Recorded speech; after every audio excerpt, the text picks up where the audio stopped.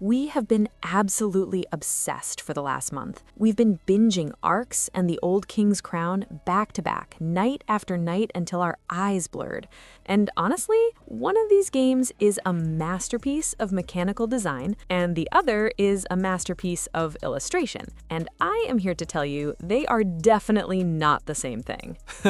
That is the most polite way I've ever heard you say one plays better than it looks, and the other looks better than it plays. But you're right, we went into this expecting a clash of titans, and what we got was a masterclass in the difference between agency and chaos. Let's break down exactly why you should buy one and skip the other. So just to set the stage, we spent the last few weeks practically living at the gaming table. We're talking about Cole Whirl's retro sci-fi space opera Arcs from Leader Games, and the hand-painted fantasy epic The Old King's Crown from Eerie Idle Games. We played them at 2, 3, and 4 players. We gave them equal table time, and what we found is that these games scale completely differently. This comparison matters because they're constantly being put in the same conversation online, like their rivals, but they're solving completely different design problems. Yeah, and remember when we first unboxed the Old King's Crown? We were just staring at the components for 20 minutes. It's gorgeous. It promises this deep thematic struggle for a vacant throne. And then we set up Arcs, which looks like a 1970s sci-fi cartoon with wooden spaceships. It's beige, it's weird, but the minute we started moving pieces, the dynamic flipped. We'd been playing Arcs in maybe 2 hours at 4 players, whereas our 4-player Old King's Crown session, 3 hours of checking abilities and reading tiny text. The box says 90 minutes, but we were laughing by hour 2 because we were nowhere close to done. The playtime difference is real. Arcs just flows. You play a card, I play a card, bang, bang, bang. Decisions are quick, but the Old King's Crown has these distinctive phases: spring for bidding, summer for resolution, autumn for engine building. And the pacing is stop and start.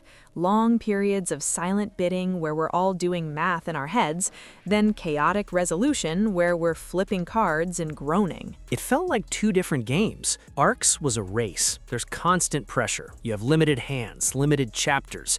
The Old King's Crown felt contemplative until combat happened. And the core mechanic is just different. Let me explain how each game actually plays, because this is where the real divide opens up. Right, this is where it gets interesting.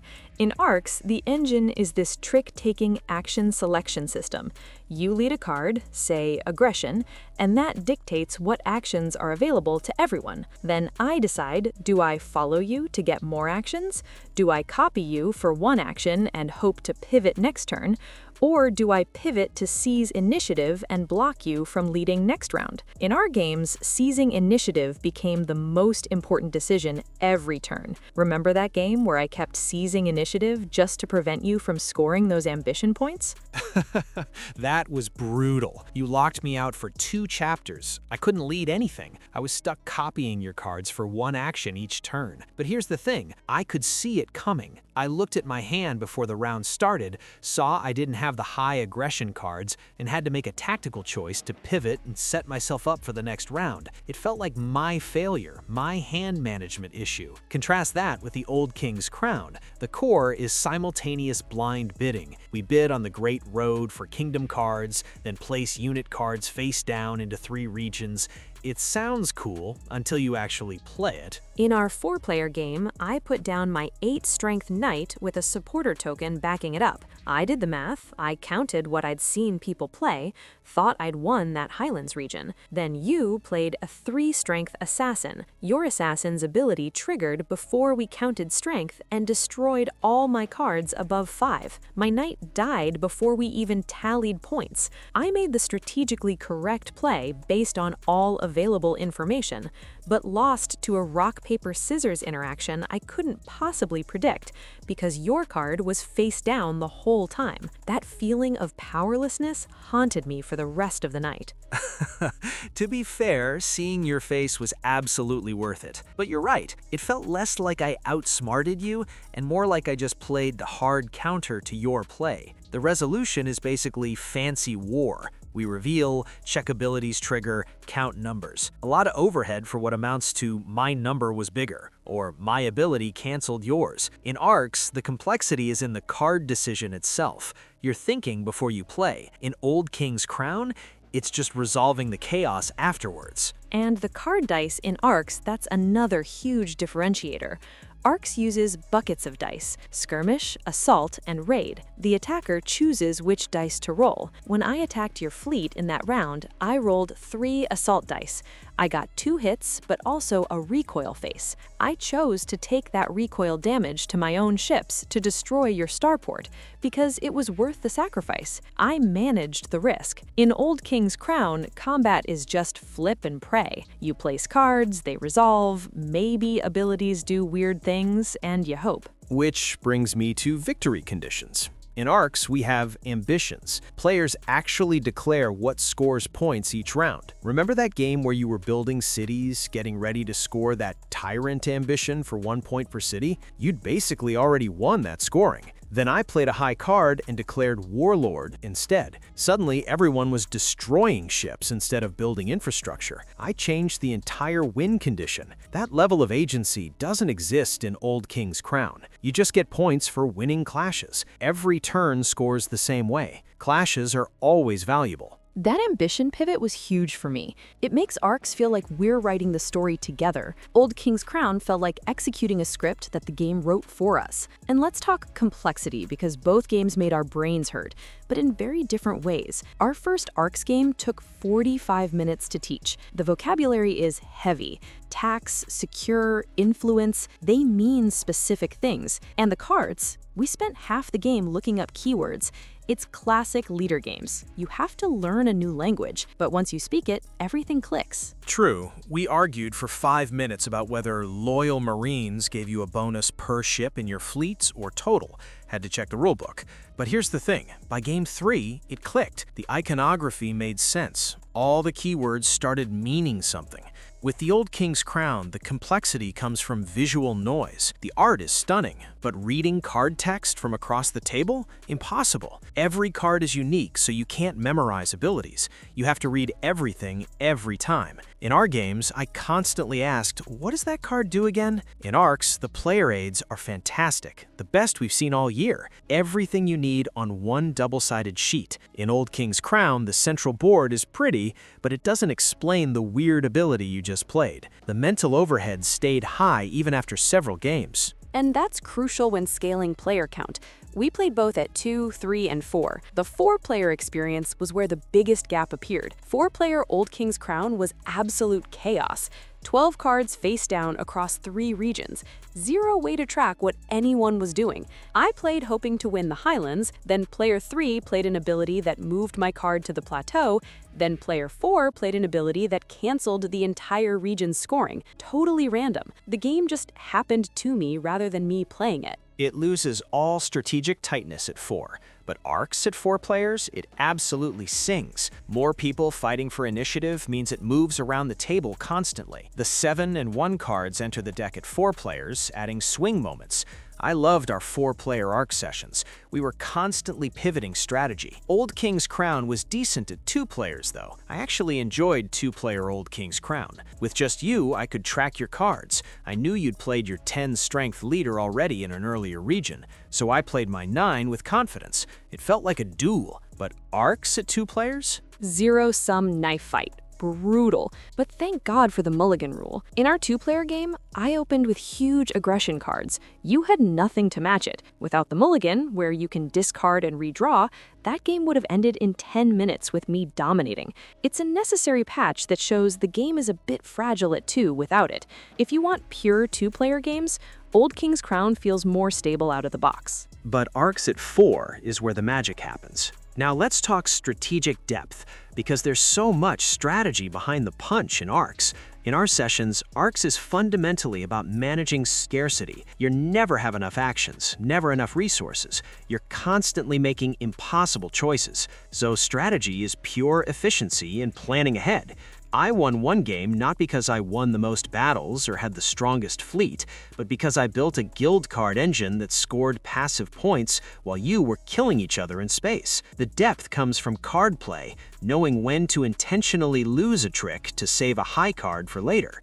That's sophisticated stuff. It's like bridge, but with spaceships. And that's the key difference in strategic depth. In Old King's Crown, strategy is front-loaded entirely. You do all your thinking during spring bidding, trying to build a kingdom card engine, but it's totally dependent on RNG. I was running a brigand's strategy to steal cards and gain points from theft. I needed specific kingdom cards to appear on the Great Road. They didn't come out for 3 rounds. My strategy was completely dead. I was just waiting for the right cards that never appeared. In Arcs, the guild row is always face up. You see what's coming. You plan accordingly. If something you need isn't showing up, you can adapt. The RNG in Old King's Crown drove me absolutely crazy, and the attrition system on top of it. If you shuffle your discard pile because you ran out of cards, you permanently lose hand size, 1 point. I got unlucky with draws, had to shuffle early, and spent the rest of the game with 1 fewer card than everyone else. It's rich get richer without any fun payoff. Arcs has outrage, which punishes aggression, but you can mitigate it and plan for it. It feels calculated, not arbitrary. The difference is meaningful. Okay, but we have to talk about the one area where Old King's Crown destroys Arcs completely. It's not even close. The pretty pictures? It's not just pictures, it's the vibe. When Old King's Crown was on the table, people literally stopped talking. The map is sprawling watercolor. Every single card is unique art. The nobility faction looks like decaying velvet-clad aristocrats. The uprising faction looks muddy and desperate. It creates an atmosphere of a dying, gilded kingdom. Arcs looks fine, functional. Beige. Nobody gasped at the board. Sure, the art is monk-grade labor, but it comes at a readability cost. After round 1, I ignored the art because I was squinting to read the text.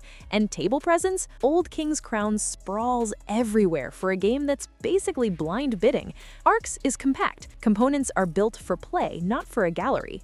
No soul. But the usability's better. There's one thing Old King's Crown has that Arcs doesn't: a solid solo mode. The Simulacrum bot looked surprisingly robust. It's fantastic. The bot uses priority-based bidding that feels human. If it has Kingdom's Favor, it prioritizes high-value cards. In solo sessions, it felt like a real puzzle. Arcs needs the expansion for solo capability, so if you're a solo gamer, Old King's Crown wins by default. Fair point, but let's circle back to interaction style. In Arcs, interaction felt purposeful. I attacked you to score warlord points. Business, not personal. Old King's Crown interaction felt spiteful or random. You stole that Herald card, which crippled my entire turn. In Arcs, I could mitigate attacks or at least see why they happened. The outrage mechanic costs you for aggression. In Old King's Crown, being a jerk is just optimal play. There's no cost. Yeah, and that affects fun factor significantly. For me, fun in Arcs came from table talk. Don't attack me, attack him. If you pivot, you hand the game to him.